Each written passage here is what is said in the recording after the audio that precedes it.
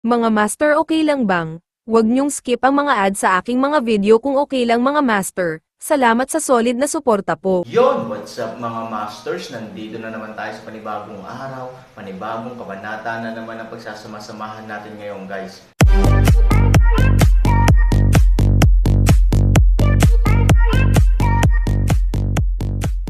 Bali mga masters, kung bago ka pa lang po sa aking YouTube channel, please click the subscribe button, lalong-lalo na po yung notification bell guys, para maging connected pa rin tayo sa isa't isa at maging updated kayo sa mga susunod ko pang video.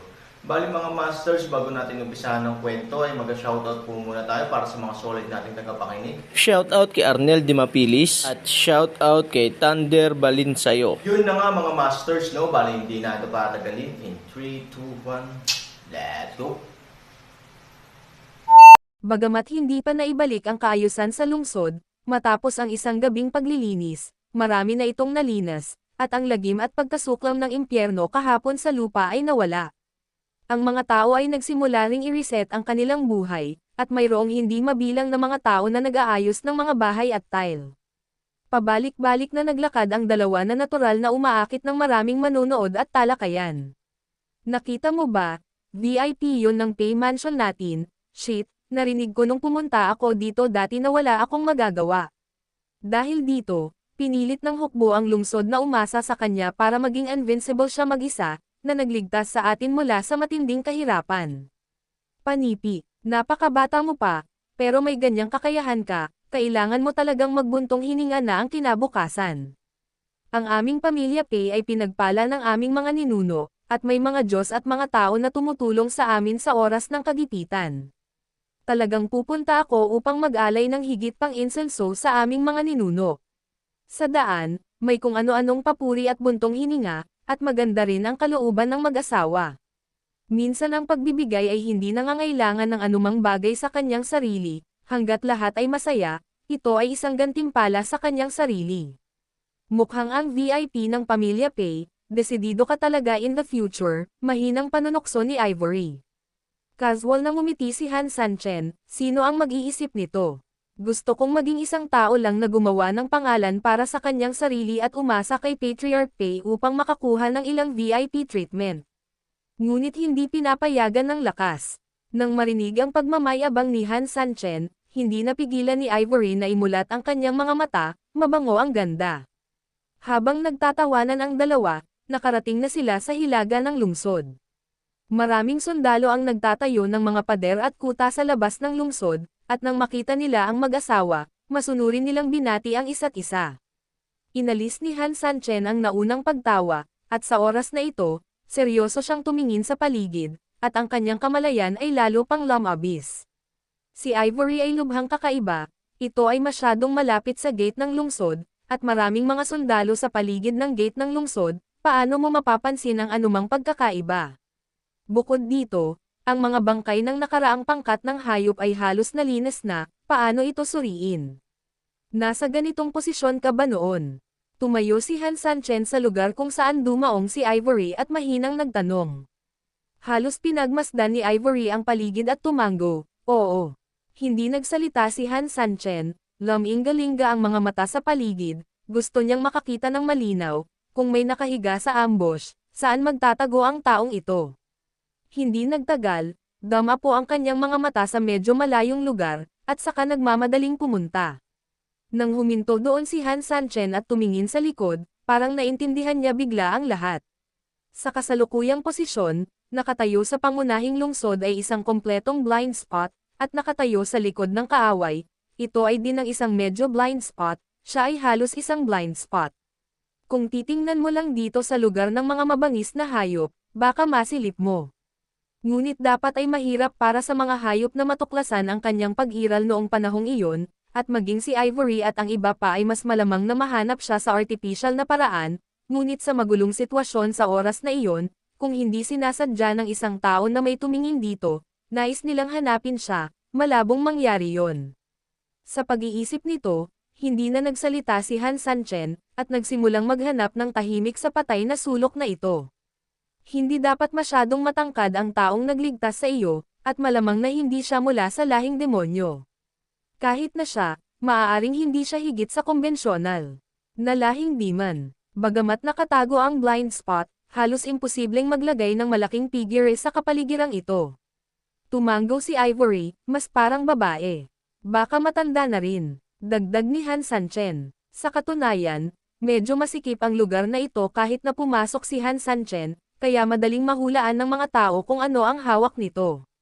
Ito ay kakaiba, isang matandang lalaki at isang babae ang nasa pangunahing lugar ng pamilya Pei. Ito ay talagang hindi kapanipaniwala. Sabi ni Ivory. Oo, kahit na hindi niya nailigtas si Ivory, ang ganitong uri ng aksyon ay lubhang kaduda-duda. Pwede bang mula sa pamilyang Pei? Ang ibig kong sabihin, ito ay kabilang sa pamilyang Pei, ngunit maaaring hindi ito ang tamad na yahi na naitala ng pamilyang Pei. Hindi bineto ni Han Sanchen ang panukalang ito. Talagang umaasa siya na tama ang sinabi ni Ivory. Hindi bababasa, sa ganitong paraan, mayroong isang kalamangan na ito ay hindi naghahanap ng isang karayom sa isang dayami. Gaano man kahiwaga ang kabilang partido, palaging miyembro ito ng pamilyang Pei. Naturally, medyo madaling malaman kung sino ang taong ito sa pamilyang Pei. Ang pinakanakababahala ay ang taong ito ay tahimik na dumating pagkatapos ng Minggayo Department. Sa ganitong paraan, halos nakatago ang kanyang kinaroroonan, at walang paraan upang malaman. Ano ito? Biglang nag-aalalang sabi ni Ivory. Storytelling channel sa YouTube. Kasunod ng tingin ni Ivory, sabay ding tumingin si Han Sanchen sa lupa. Sa gitna ng mga damo sa lupa, may hanay ng mababaw na bakas ng paa. Yumuko si Han Sanchen at iminuwestra ang kanyang kamay, at agad na sumimangot. Depende. Ang haba ng footprint na ito ay hindi kahit isang card, anong klaseng paa ito? Ang mga paa ng babae ay hindi gaanong maliit, napakaikli, tama. Sa matanda, may posibilidad na ito, ngunit dapat din itong matanda na mala-dwarf. Pangalawa, may posibilidad, anak. Anak, paanong posible iyon? Umiling si Ivory at sinabing, paano maglalakas loob ang isang bata na mag-isa na pumunta sa pangunahing lungsod ng pamilya Pei? Gayun din, huwag kalimutan kung gaano kadelikado ang larangan ng digmaan noon, anak. Walang imposible, lalo na sa lahing diman. Iniisip ang matandang monghe na may kasamang batang monghe, muntik na nilang mapatay si Han Sanchen. Kung hindi dahil sa Magic Dragon na tumulong sa kanya noon ay matagal na siyang nalipol. Sa Demon Race, wala talagang pinagkaiba ang matanda at bata. Kapag nademonyo ang isang tao, mas bata sila, mas delikado sila, dahil ang kanyang hitsura ay maparalisa ka. Mukhang may ibang salita, sabi ni Ivory. Natagpuan din ni Han Sanchen ang clue na ito, nasa harap ito ng print ng sapatos. Ito ay nakasulat, ngunit ang balangkas nito ay halos hindi matukoy. Paso, isang simple ngunit medyo komplikadong salita. Nasusunog ang Bone City. Tumingin si Han Sanchen kay Ivory. Agad ding naisip ni Ivory ang Burning Bone City mula sa isang salita, ano ang ibig sabihin ng kabilang partido. On the way, may nagpaalala o nag-uudyok sa amin na pumunta sa Burning Bone City. Isa na yata siya doon. Sabi ni Han Sanchen. Pero anong kinalaman niya sa pagligtas niya sa akin kapag pupunta tayo sa Burning Bone City? Hindi kaya't lihim niya tayong pinagmamasdan. Naisip ito ni Ivory, at hindi napigilan ng kanyang mga kilay na sumimangot. Bigla ring naramdaman ng buong tao na parang kalahating lamig ang kanyang puso. Sa loob ng mahabang panahon, may lihim na sumusunod sa kanila, ngunit ang pag-iisip lamang tungkol dito ay nakakaramdam na ang mga tao ng sobrang balahibo. Siguro, may isa pang posibilidad. Kumunat ang noo ni Han Sanchen. Si Ivory ang susi, kaya may mga taong ayaw siyang mamatay bago siya makarating sa lungsod ng nagsusunog na mga buto. Bakit? Hindi maintindihan ni Han Sanchen. Gusto kong umikot ulit. Bumalik ka muna sa mansyon ni Pei, at hayaan mo si Patriarch Pei na tulungan tayo na suriin ang daloy ng mga tao sa paligid. Baka, may mahanap tayong clues. Bagamat gusto ni Ivory na samahan si Han Sanchen, ang ibig sabihin ni Han Sanchen ay talagang iniisip niya sa ngayon.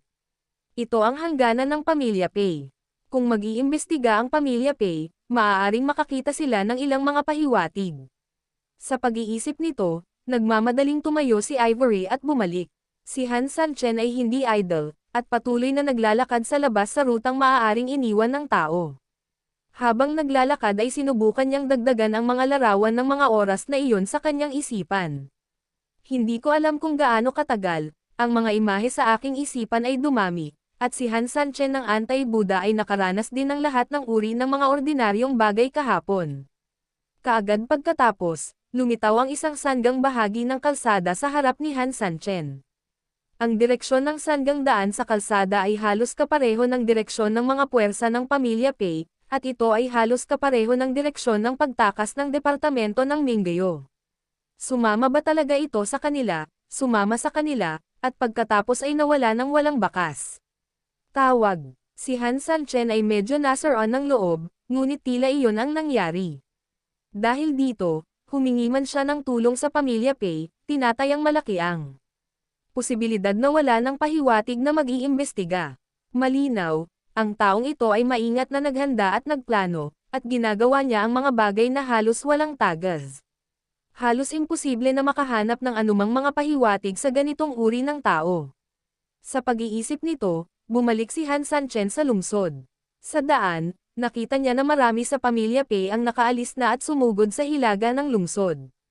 Naisip niya na dapat ay ipinaalam ni Ivory si Peigo, at si Peigo ay nagtalaga rin ng mga tauhan. Gustong pigilan sila ni Han Sanchen at sabihin sa kanila na hindi ito kailangan, ngunit sa huli ay hindi niya ito ginawa. Anyway, it will not be too much to try, and after all, I just asked someone to send someone, tapos ngayon ayoko, hindi bagay. Pagbalik sa bahay ni Pei, nagmamadaling binati siya ni Peigo. Paano ang sitwasyon? Ako lang. I see. By the way, pumili ng apprentice.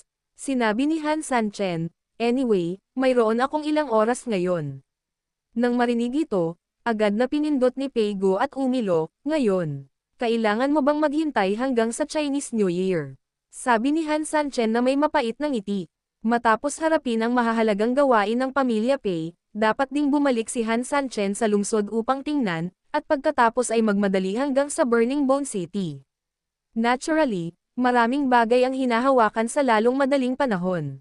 Mabilis na tumawa si Peigo, sige, pupunta ako ngayon, pupunta ako kaagad.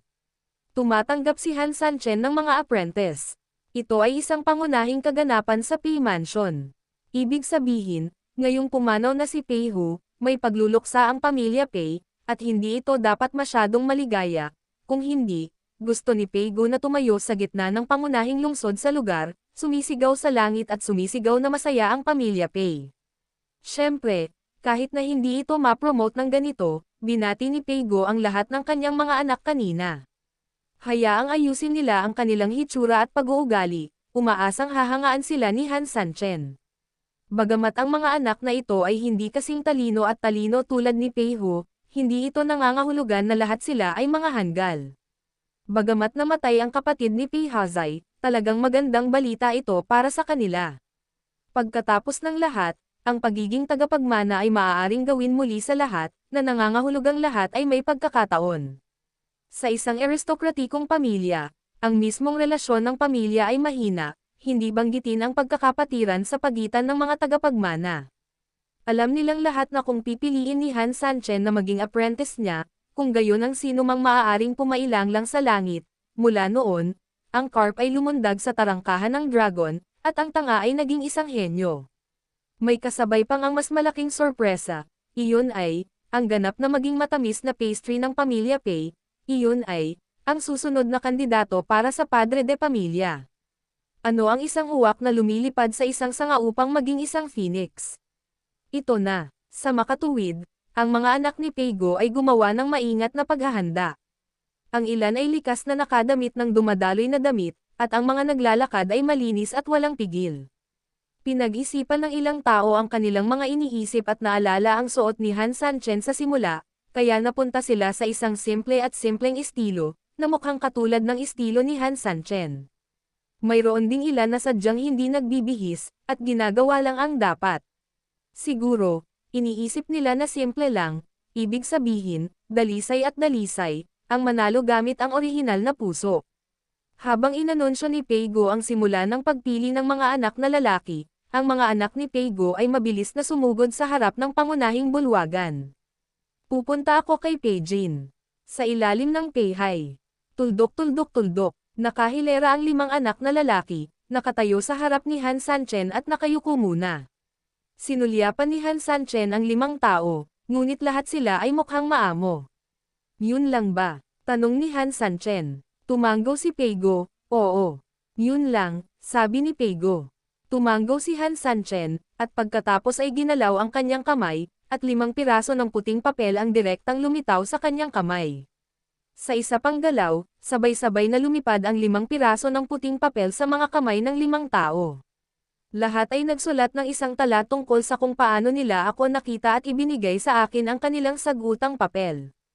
Tandaan mo, mas mabuting isulat mo itong sagutang papel na ito, dahil ito ay gumaganap ng isang mapagpasyang papel sa kung ikaw ay karapat-dapat na maging aking apprentice. Napatingin ang 5 tao sa puting papel na hawak nila at nagkatinginan. Ang bagay na ito ay tila nobela, ngunit kung iisipin mo itong mabuti, ito ay tila normal. Nakasulat na pagsusulit, naiintindihan, Mr. Aaron. Sabay-sabay na sagot ng 5. Okay. Sa ganitong oras bukas, I'll check your answer sheets. Let's go ahead now. Tumanggo ang 5 at maso na ring bumalik na bitbit ang puting papel. Humingi ng paumanhin si Peigo at pumunta sa gilid ni Han Sanchen, at sinabing, normal lang na pumili ng apprentice na kukuha ng written test, pero hindi ko talaga akalain na ang laman ng test paper mong Sanchen ay talagang. Isulat ang tungkol sa damdamin nang makita si Han Sanchen, ito ay talagang sariwa. Kung tutuusin, karamihan sa mga pagsusulit ay kaalaman, ang tinatawag na kaligrapya at pagpipinta. Pero ito, bahagyang ngumiti si Han Sanchen. Ang pagpili ng mga apprentice at pagpili ng mga talento ay dalawang magkaibang bagay. Gayunpaman, si Han Sanchen ay mayroon ding sariling mga pagsasaalang-alang, ang blankong papel na ito ay magsasabi sa amin ng maraming mahahalagang tagapagpahiwatig, at malalaman mo pagdating ng panahon. Nang bumagsak ang mga salita, hinailan ni Han Sanchen si Ivory pataas, hindi pa masyadong maaga, babalik muna kami ni Ivory sa Kafeng Pavilion, gusto kong makita si Zeking. Ito ay mabuti. Nga pala, Patriarch Pei, nasaan ang pintuan sa likod ng tirahan ni Pei? Nang marinig ito, natigilan si Peigo, labis na naguguluhan, bakit niya ito naitanong? Yun na nga mga masters, no? Bali panibagong kabanata na naman yung natapos natin ngayong gabi. Muli, maraming salamat po talaga sa walang sawang suporta po sa aking YouTube channel na talagang inaabangan nyo po ang bawat upload ko po. Bali mga masters, magkita-kita ulit po tayo bukas ng gabi at ngayon po ay magpapaalam po muna tayo. Bali mga masters, bye-bye!